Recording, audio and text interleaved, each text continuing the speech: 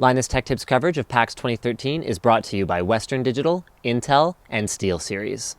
Hey guys, I'm here at the Indie Mega Booth again with a game that I'm going to call Reus, but I will have the developer actually tell me how it's actually called.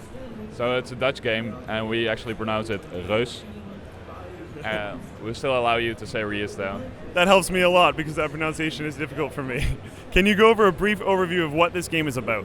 Yeah, sure. So it's a god game, and you control several giants. You probably see them here in the background. And these giants shape nature, and you shape nature to create a utopia for mankind. So mankind settles down. They're not under your control, but they do use all the resources on the planet.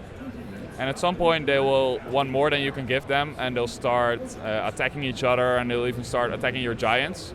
So even though your goal is to develop humanity, they're actually really impeding you with that. So it's the goal to balance greed and growth. That's a really interesting background narrative. Now these giants, are they different types? Yeah, so there are 4 different types. You control all of them at any time. There's a rock giant who's responsible for the mountains. You got an ocean giant, a forest giant, and then the swamp giant who does the more exotic things. Yeah. And how would you balance those? Like, how would you go about, I know there's different ways, but how would you go about creating your personal utopia for humanity? So there's several ways about it. You start off with a clean planet or a clean slate, so you can do whatever you want. But humanity will behave differently, so they will give you different rewards, so you'll have to definitely interact with that. And then there's an RPG element to the giants, so in any session you can only pick a few abilities that you will level up high. So that means you would either go for animal life or plant life or for many upgrades or lots of resources. Now going through this game, what are some key events that a player would run into? Okay, some key events, it starts off with the terror escaping, and then you've got like the first settlement, and if you're good enough you'll get war eventually, because it'll only happen if humanity grows too fast. So war is actually a very important event because it stops you from developing humanity and makes you deal with problems instead.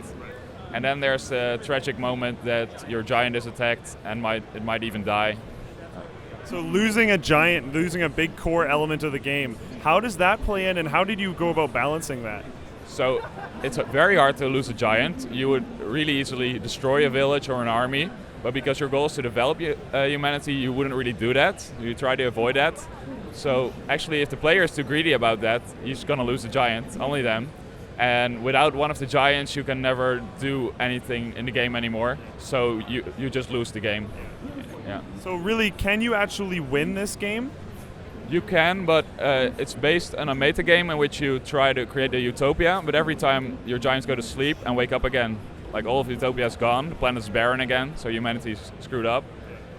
So you would only win if you unlock every different development for humanity.